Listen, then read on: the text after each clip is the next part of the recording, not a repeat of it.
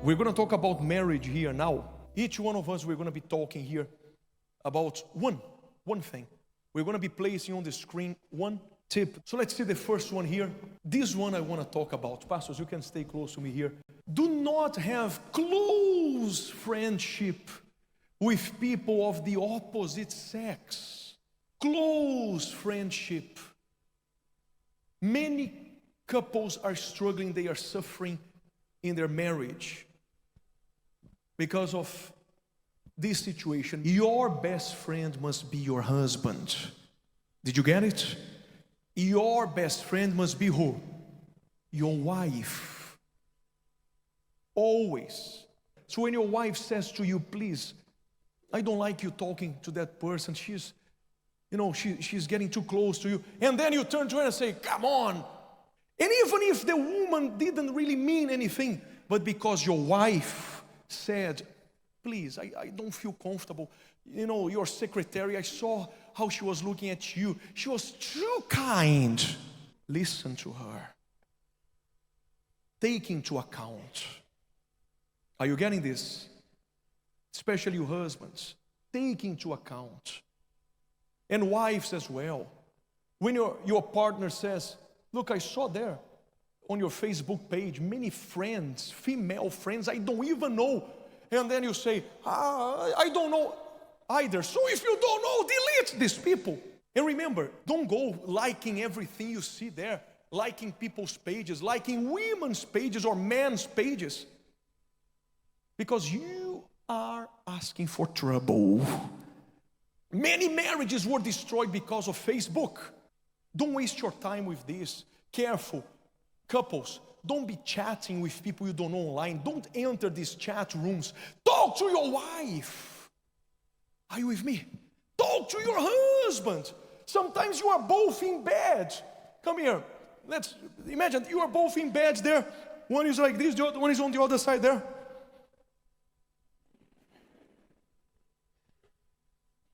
Come on. Talk to each other. Are you getting this? Not saying that you have to do this all the time. Okay, there is nothing wrong in having a look on something, but there are people who spend hours there. Hours and hours.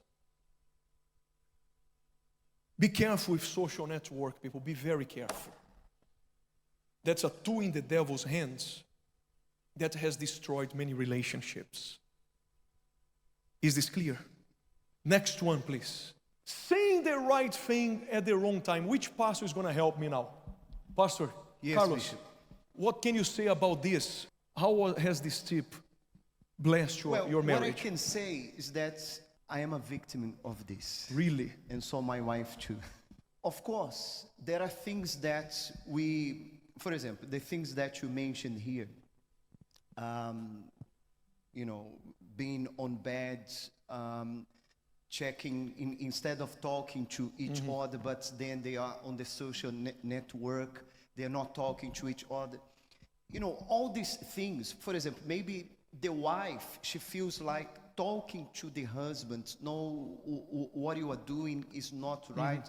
But if she speaks in a time when the husband, for example, a lot of wives, they commit this mistake by talking when the husband arrives from work, when he's his head is all over the place. Yeah. He's tired. He's not in the proper mood. So saying the right thing in the wrong time will be wrong. So you had this issue in your marriage? Oh yes, especially in the beginning. Really? But I've learned my lessons. So there were times that you didn't wait for the right time. And she learned too. Both of you? Yes, definitely. So wait for the right moment. Is this clear? You must wait sometimes for your partner to cool down. When he's exhausted, when he's tired. I know there are many things you can say, but give him a time now to. And then you come at the right time, especially after massaging his foot. Now she does that. You see? Foot massage. That's a secret. You go there and, oh, thank you. Okay. How are you? I feel so good. Really? Can I talk to you? Yes, honey, you can say whatever you want now. Let's go to the next one there. Comparing the wife to other people. Who is going to help me here? How long have you been married for? 18 years. 18 years. Look how nice. Come here, please. Have you ever compared your wife to others? Obispo, en mi caso, In my case, Bishop, yo me casé muy joven. I got married very young. Tenía 21 años y was mi 20. esposa tenía 17 años. I was 21 years old and she was 17. Entonces yo vengo de un hogar que mi madre se separó. I come from a home Obviamente, where my mother got mi separated. madre me super cuidó, super So she protegió. really was Protective. overprotective of me. Entonces yo crecí con ese cuidado. So I grew Cuando me casé, With this yo quería lo overprotective mismo care. con mi esposa. When I got married, I expected the same from my wife. Entonces yo cometí ese error de comparar mi esposa con mi mamá. So I made this mistake of comparing my wife to my mom. Comparing the wife with the mama. Francis, what did that make you feel? How did you feel when he was comparing you with your mom and auntie and so many other women? Obispo, cuando él me comparaba, yo me sentía mal, yo me sentía que no era suficiente. So I de lo felt que like hacía. I wasn't good enough for him. Él me comparaba en actitudes, reacciones, So actions, attitudes, what else? la forma como hacía la comida incluso. The food. Your food is not like my mom's food. Llama a mi mamá y dile que aprende, que te enseñe a cocinar. Yeah, talk to my mom and she's gonna teach you. Come on. Really. Ese tipo de cosas. And that created friction in the marriage. Sí, eso fue al principio, solamente, eso fue principalmente al inicio del So matrimonio. mainly in the beginning of the marriage. But did he change? Sí, Do you señor, want me to cambió. talk to him afterwards? Nunca más. No? Of course, 18 years. Look how nice. But he learned, changed here. That's why 18 years he has achieved this level as well. Gracias, amigo. Thank you very much. Thank you, Francis. Let's go to the next one. Trying to force your partner to change. And now, who is going to help me here? You can. Did you used to do that yourself? A lot, Bishop. You were forcing your wife to change? I expected her to be like me, and I couldn't see it. Can you imagine? People are not like us. That's a big mistake people make. Wanting people to be like them. So you wanted your wife to be like you. Yes, it took a long time to change. I could say How long have you been married for? for 18 years. 18 It's going to be years. 18 years in November. November, so nice. And for the first, I could say 7 years was very difficult, mostly on my part because I couldn't understand the differences between us. To give an example, I was raised very strict with time and discipline, and I understand, if we're leaving the house at 7:10, it's 7:10. When 7:05, are you ready? 5 minutes. Okay, 7:10, 5 minutes. Are you ready? No, I need 5 minutes. 5 became 15. I know this 5 minutes. I know. Yeah. Who knows this 5 minutes? My goodness. I didn't understand that. For me, Bishop, was just shoes, socks, pants, clothes, and I'm done. For And us, yes. Yeah. You see, not even hair. It's so easy. Yes or no? Yes, Bishop. So Come on. I didn't understand. That was just one case. There were many other differences between us. It took me a good while to learn.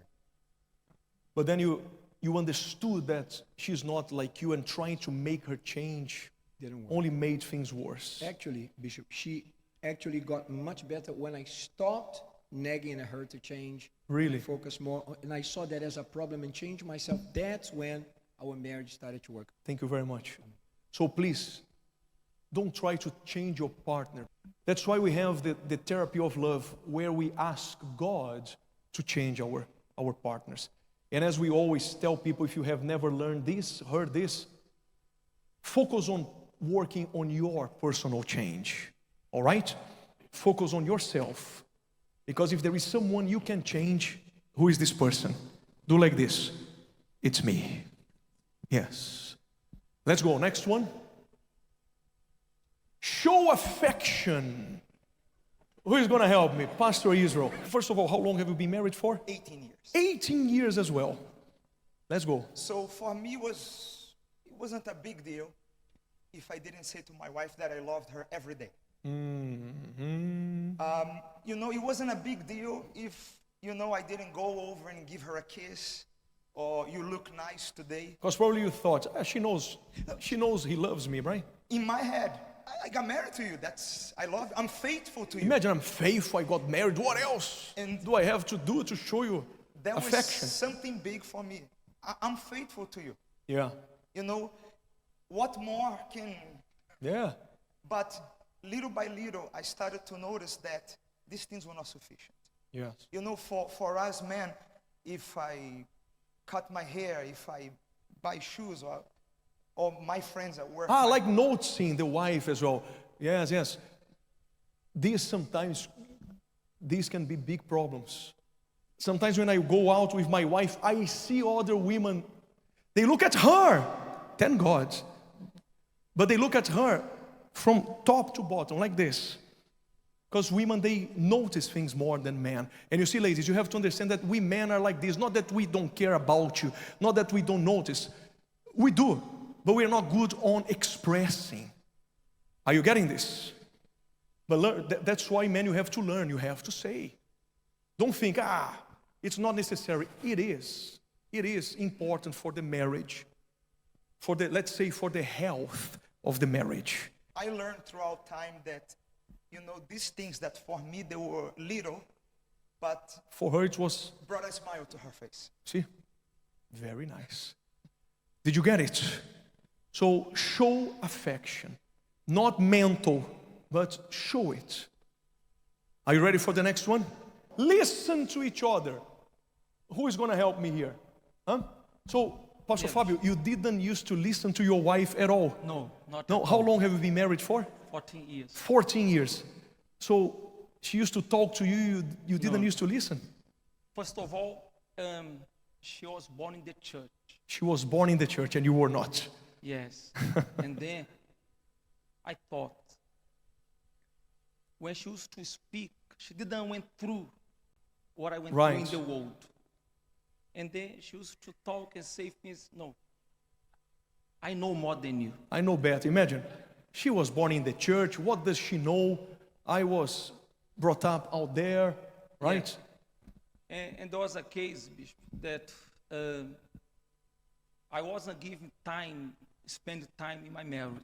Right. Only in the work of God, evangelize. doing the Only work of focusing God. there on the Yes. day-to-day work. And there was a time she started talking about that. We are not spending time enough together. And I used to arrive home. There was a day I arrived home and she was in tears. I'm not sure if she remembers. She was crying. And she spoke to you about it, right? Yes, yes. And I didn't listen. I thought, you should understand. You should be in the same faith like me. But I was only focusing on saving others and forget about And the your first marriage soul. was My collapsing, wife, yes, right? Yes. And then when I start listening, and I realized because God comes first, family, and then the work of God. And that's why my marriage got blessed. Amen. Can you see how nice? So listen to your spouse. Listen. And sometimes men have a problem when it comes to listening. No selfishness allowed. I think I know who is going to talk about it. It's a big problem. Big problem. How long have you been married for, Pastor 13 John? years. In the beginning of the marriage there, you were selfish. Selfishness was a problem there Yeah. in the marriage. As In I which told- sense? I told you I don't have brothers or sisters. So you were the only one. only child. Yeah. And I brought this into my marriage. In the house, I didn't want to share anything with my wife. Oh, this is mine. Don't touch. But I can say the worst moment was we went to visit the church. The pastor was holding the service, everything. And then he called us at the back, the pastor and the wives. Guess what I did? I forgot her at the back. My goodness. You left her behind. 'cause Alone. She was you were- alone. You were focusing on yourself. Yeah. Only myself. The problem was solved when I understood in marriage there is no I, mine, or my. It's ours. And money as well. Yeah. Problems as well when it comes to money. Because there are husbands who are very possessive, right? They say, no, it's My salary. my salary. My money. My money. Separate accounts. Yeah. You have your share, I have mine. This is our tip for you. If you want to be happy in your love life, don't allow this to take place. Sacrifice. Do the will of your partner, and you're going to be very happy. Very nice. So invest in your partner. Invest in your wife. Both of you get into agreements. Enough of selfishness. No. You mind your business, I mind mine. I want a break, I want my time. It's my time now. I'm going to go out with my friends. What is this? Who is your friend? Your wife. Who is your friend? Your husband. The last one we leave for our friend here, Pastor Gomes. Pastor Gomes, tell me about it. I believe you. That this one here, 40 years married. Yes. 40 years. So patience has been really important, Pastor Gomes. Yes. It's very important. All words you talk about. Everything we spoke is It's important. important. Make part of the marriage. Right. One thing we need. The man have to be patient with the wife. And the wife have to be patient with the husband. It's If mutual, there is right? his word, it's all right. The marriage is going. Never stop. We need this. The patient bring us to understand the husband. The husband understand the wife. Sometimes the husband come to the job. Comes from a It's job. full of problems in the mind. Yes. If the woman or says the wife she has patience, all right. It's going. Everything is going to be so good, isn't it? The marriage have many So, problems. Pastor Gomes, 40 years now that you are married, you can say that patience played a big role there, right? Many patience. Many Have a moments you lot had to of be patience patient. for my wife. Even my wife, she has patience with me. because Yeah, she has sometimes- to be patient. I can imagine. Yeah. Imagine. And especially you who are born imagine you have a culture that is different than your partners. Who here you got married with somebody from a different culture, different country here? We need to be patient as well to understand that there are It differences. is important. It is a patient. It's the number one. Thank you very much. Great. Did it help you? Yes? Look how nice.